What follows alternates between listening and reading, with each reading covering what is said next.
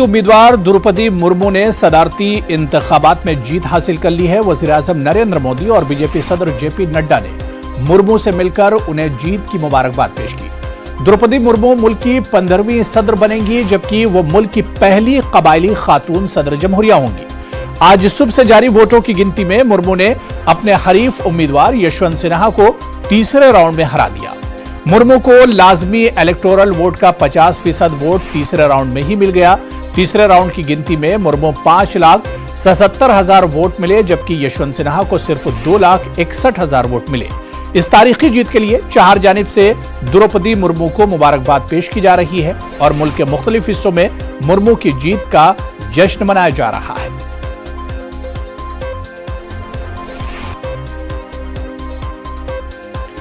CBSE के निसाब से central Islamic land और मुगल तारीख को हटाने के फैसले के बाद मध्य प्रदेश हुकूमत ने जरिया सूबे के स्कूल और कॉलेजों के निसाब में मुगल तारीख के बाब को लेकर गौर करने की तजवीज पर मध्य प्रदेश की मुस्लिम तंजीमों ने अपनी सख्त बरहमी का इजहार किया है। मुस्लिम तंजीमों का कहना है कि सेकुलर जमहूरी मुल्क के स्कूलों और कॉलेजेस के निसाब में एक नजरिए की तालीम का दिया जाना और बाकी मजाहिब की तारीख को हटाया जाना मुल्क के जमहूरी निजाम के खिलाफ है।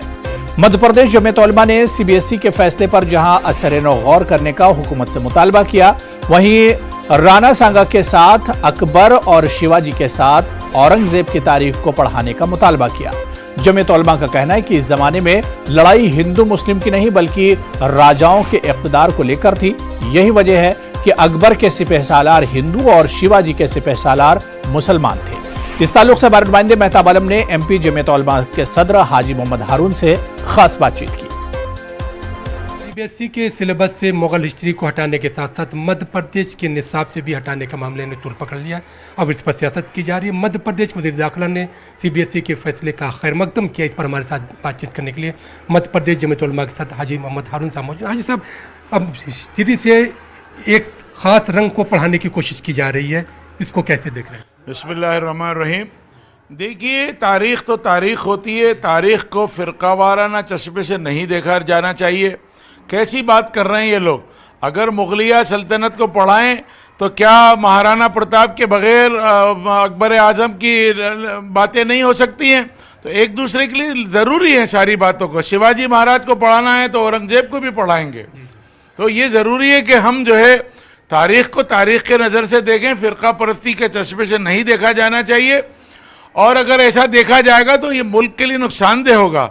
हमारे नौजवानों को मुल्क की मुकम्मल तारीख़ पढ़ना चाहिए और तारीख़ जो होती है अगली नस्लों के लिए, इबरत के लिए, उनको सबक के लिए होती है। तो क्या इस तरह का माहौल बनाने से क्या फ़ायदा होगा? फ़िरका परस्ती का रंग नहीं दिया जाना चाहिए और जिस तरह तारीख़ पढ़ाई जाती रही पढ़ाई जाना चाहिए। लेकिन अब हुकूमत इसमें कहना है कि उसमें हार जीत की चीज़ें नहीं पढ़ाई जाएंगी, बल्कि फाइटिंग स्पिरिट जो है, जज्बे को पढ़ाया जाएगा। नहीं, देखिए, यही तो तारीख़ बदलने वाली बात आ रही है। अगर किसी तारीख़ में देखिए हिंदू मुस्लिम चश्मे से बिल्कुल नहीं देखा जाना चाहिए। अकबर आज़म की अगर लड़ाई हुई है वो महाराणा प्रताप से हुई है तो महाराणा प्रताप की फ़ौज में मुसलमान थे। इसी तरह अकबर आज़म के सिपहसालार हिंदू थे, राजा मानसिंह थे। तो ये हिंदू मुस्लिम के चश्मे से लड़ाई नहीं देखी जा सकती। ये तो दो राजाओं की लड़ाई थी, कौन जीता कौन हारा। अगर शिवाजी की बात करते हैं तो शिवाजी महाराज के चीफ तोपची जो है मुसलमान थे।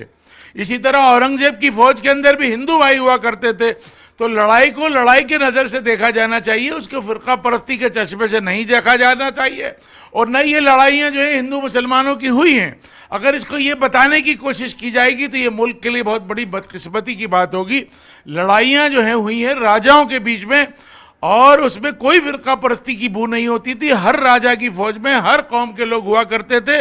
तो तारीख़ को ईमानदारी के साथ पढ़ाया जाना चाहिए, यही हमारा मुतालबा है। इधर हम देखते हैं कि जमीयत उलमा का कहना है कि तारीख़ को मस्क नहीं किया जाना चाहिए, बल्कि तारीख़ को तारीख़ की नज़र से पढ़ाया जाना चाहिए, ताकि जो नई नस्ल है वो उसको अंदाज़ा हो सके कि मुल्क की तारीख़ क्या रही है और उस मुल्क की तारीख़ के हवाले से जो एकजहती का फार्मूला है उसका नफाज होना चाहिए। कैमरामैन मोहसिन खान के साथ मेहताब आलम, न्यूज़ 18 उर्दू, भोपाल।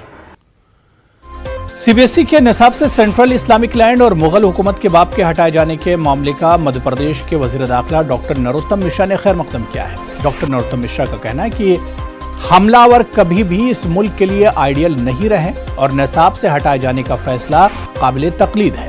नरोत्तम मिश्रा ने सीबीएसई की तर्ज पर मध्य प्रदेश के स्कूल और कॉलेज के निसाब में भी गौर किए जाने का इशारा दिया है। मुगल तारीख को लेकर एमपी वजीर दाखिला डॉक्टर नरोत्तम मिश्रा कुछ इस तरह अपने ख्यालात का इजहार करते हैं। आक्रांता कभी भी हमारे आदर्श हो नहीं सकते और इसलिए अगर हटाए गए हैं आक्रांताओं के तो मैं उस निर्णय का स्वागत करता हूं। मध्य प्रदेश की सरकार भी समीक्षा करेगी कि इस तरह से आकांक्षा हमारे पाठ्यक्रम में तो नहीं, आगे विचार करेंगे।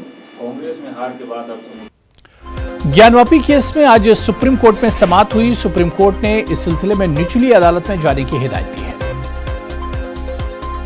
सर्वोच्च न्यायालय ने सर्वप्रथम मुस्लिम पक्ष से प्रश्न पूछा कि जो ऑर्डर 7 रूल 11 पर जो बहस करने का डायरेक्शन पिछले तारीख को माननीय सर्वोच्च न्यायालय ने निर्गत किया था, क्या उस आदेश के आलोक में सुनवाई हो रही है।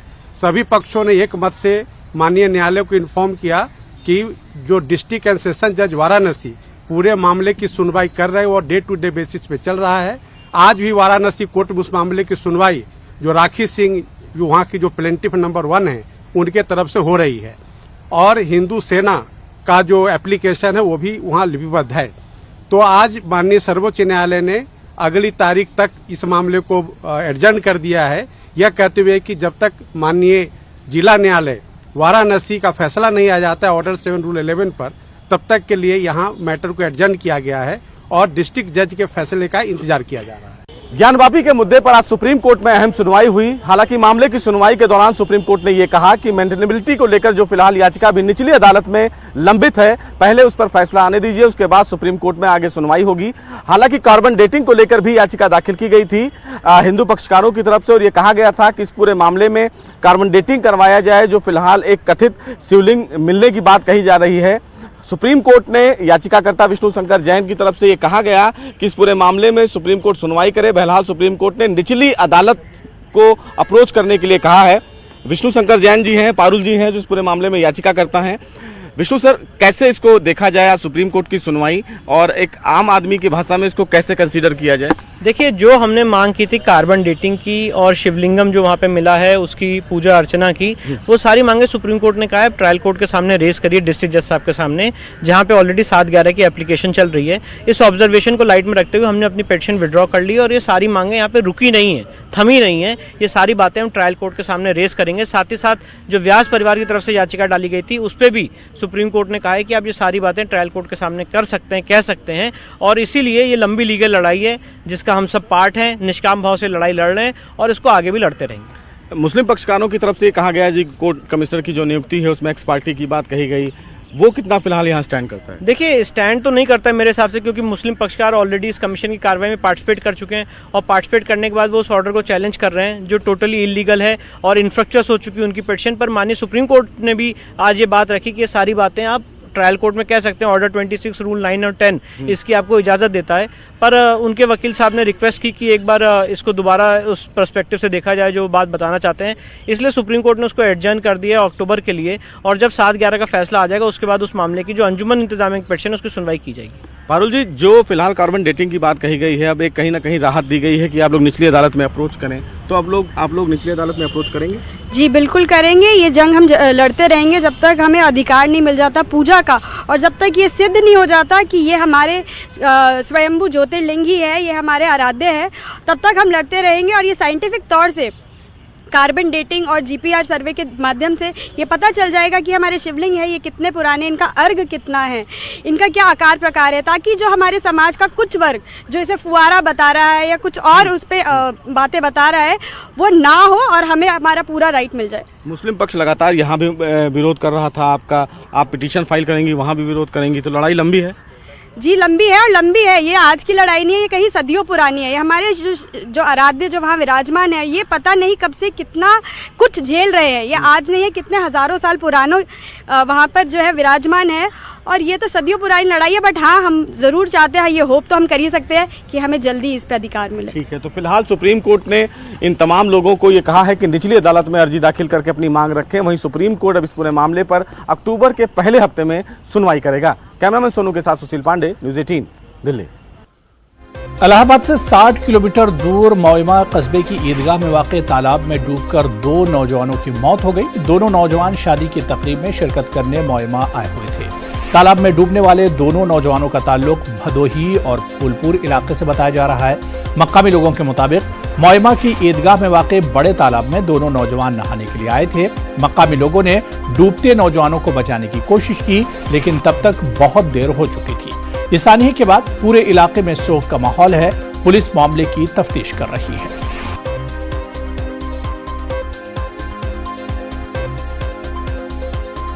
तेलंगाना स्टेट उर्दू एकेडमी के नए चेयरमैन मोहम्मद ख्वाजा मुजीबुद्दीन ने अपने ओहदे की जिम्मेदारी संभाल ली है। हैदराबाद में उर्दू एकेडमी के दफ्तर हज हाउस की 4थी मंजिल पर तकरीब मुनक्किद की गई। इस तकरीब में रियासती वजीर दाखिला महमूद अली, वजीर बलाए अक़लियती बहबूद के ईश्वर, वजीर उमूर मुक़न्नना विमला प्रशांत रेड्डी, MLC कविता और मुख्तलिफ कारपोरेशनों के चेयरमैन और मुत्तहदा अजला निजामाबाद कामारेड्डी के अराकीन असेंबली ने शिरकत की।